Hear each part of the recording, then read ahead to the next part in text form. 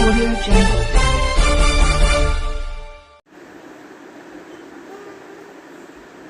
नमस्कार, आप देख रहे हैं मशाल न्यूज़, जन जन की आवाज़। स्थानीय अमन नगर के नज़दीक चौराहे पर आज संत रविदास की मूर्ति का अनावरण विधायक संयम लोढ़ा के हाथों हुआ। काफ़ी संख्या में महिला व पुरुष इस अवसर पर उपस्थित थे।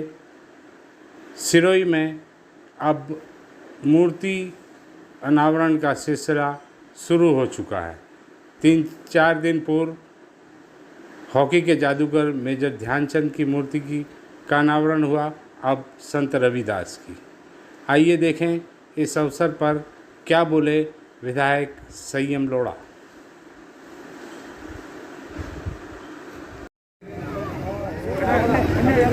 भक्ति काल के हमारे पथ प्रदर्शक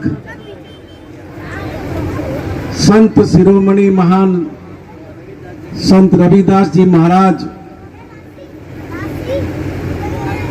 की ये मूर्ति लगाने का आप सबकी हाजिरी में एक सौभाग्य प्राप्त हुआ है।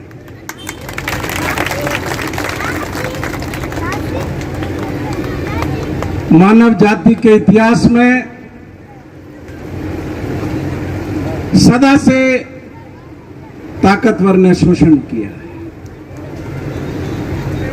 अलग अलग तरीके शोषण के ढूंढे गए। शोषण चाहे तलवार के बल पर हुआ हो, सत्ता के बल पर हुआ हो, या इस तरह की व्यवस्था बना करके किया गया हो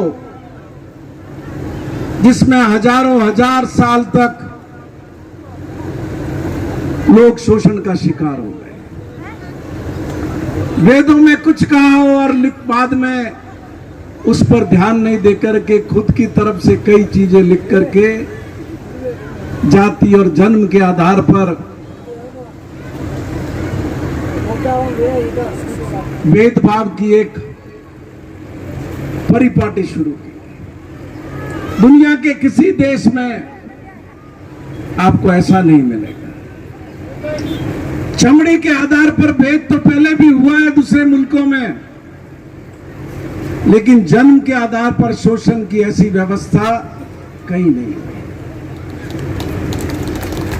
और मनुष्य ही है जिसने सदा से ये प्रयास किया कि अगर इस तरह की कोई शोषण की व्यवस्था हुई है तो उसको ठीक किया जाए, उसको बदला जाए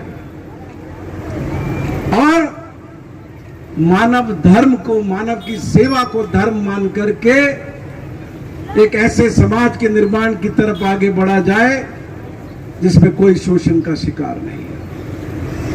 भगवान बुद्ध से लेकर के कबीर और रैदास होते हुए नागपुरी जी तक हमारी गौरवशाली संत परंपरा है।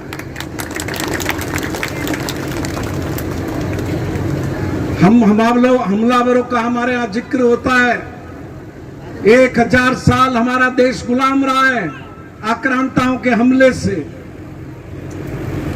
लेकिन उस हमले के दौर में भी आपको और हमको समझना चाहिए कि हमारी धर्म की ध्वजा झुकी नहीं। यह जिस वक्त संत रविदास या रैदास जिनको हम कहते हैं वो हुए, जिस वक्त कबीर हुए, जिस वक्त तुलसी हुए, जिस वक्त नामदेव हुए, ये सारे संत उस वक्त में हुए जब देश में मुगलों का राज था। जिस रामचरितमानस का जिक्र करते हैं वो रामचरितमानस भी मुगलों के राज के अंदर तुलसीदास जी ने लिखी। आप अंदाजा लगाइए कितने दृढ़ शक्ति, दृढ़ मन के लोग होंगे। और रविदास जी, इनके पिताजी जूते बनाने का काम करते थे। ये जूते बनाने में सहायता करने का काम करते थे और उसके बाद भी कोई संत महात्मा बिना उसके आ जाते थे तो उनको फोकट में जूते और चप्पल पहना देते। हमारे बच्चों को, हमको, सबको ये सीखना चाहिए कि कैसी परिस्थिति में जन्म लेने के बाद कोई व्यक्ति सिर्फ इस आधार पर कि परमात्मा ने उसको मनुष्य का जन्म दिया है, कितना ऊंचा उठ सकता है कि वाराणसी में जन्म लेने, वाराणसी के पास जन्म लेने वाले इस संत का आज सिरोही के लोग प्रतिमा लगा है। ये शोषण का चक्र लंबा है। महात्मा बुद्ध जिन्होंने जो एक नया धर्म का रास्ता खड़ा किया था, बाबा साहब भीमराव अंबेडकर ने सारे धर्मों का अध्ययन करने के बाद ये माना कि बुद्ध की शिक्षा और बुद्ध का धर्म वैज्ञानिक आधार पर है, और अपने लाखों अनुयायियों के साथ उनका उन्होंने अनुकरण किया। क्यों बुद्ध माने गए? 2500 से भी ज्यादा साल पहले जंगल में जब बुद्ध थे, एक बच्चा कौन 12 तो हजमान थे, एक बच्चों घास का बंडल लेना है। बुद्ध ने उसको कहा कि ये मुझे दे दे, मेरे आसन बनाने के काम में लूंगा। 2500 साल से भी ज्यादा पहले उस बच्चे ने मना कर दिया और ये कहा कि मैं आपको नहीं दे सकता। उन्होंने पूछा कि क्यों नहीं दे सकते? तो उस बच्चे ने कहा कि मैं अछूत हूं इसलिए आपको नहीं दे सकता। तो बुद्ध ने कहा कि नहीं, मैं तेरे लाए हुए इस परी में अपना आसन बनाऊंगा। और इस तरीके से 2500 साल से भी पहले वो पहले समता सैनिक हुए। पहले से क्या नहीं लिखा कबीर ने? क्या नहीं लिखा आपने? जात पात पूछे न कोई, हरि को भजे सो।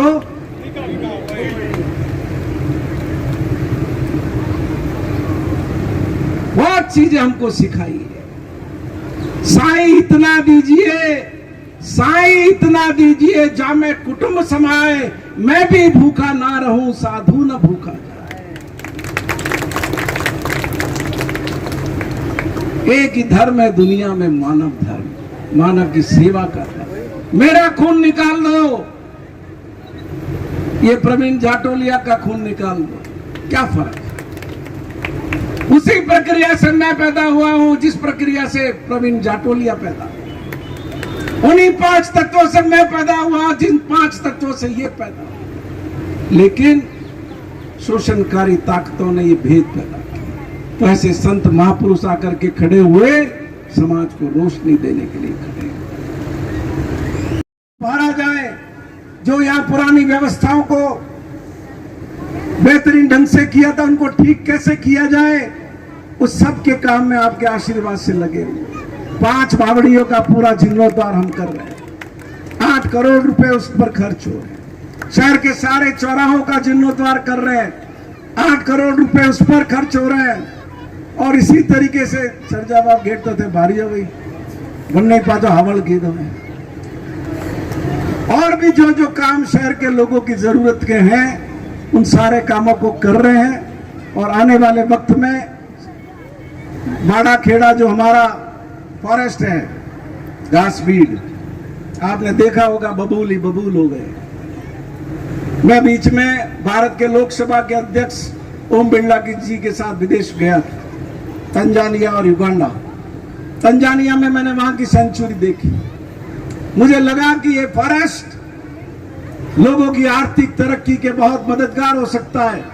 वहां से लौटने के बाद मैंने 2 साल मेहनत करके इस बाड़ा खेड़ा फॉरेस्ट को कंजर्वेशन रिजर्व डिक्लेयर कराया। अभी 5 करोड़ रुपए स्वीकृत किए, सारे बबूल हम साफ करेंगे और उसमें घास उगाएंगे। आप लोग अखबारों में पढ़ते होंगे, यूट्यूब पर भी देखते होंगे कि जवाई के उस एरिया के अंदर जो खुला एरिया है, जो कवर्ड भी नहीं है, वहां सैफ अली खान और करीना कपूर लेपर्ड देखने आ रहे हैं। कपवाटा तो घना ही लेपर्ड है,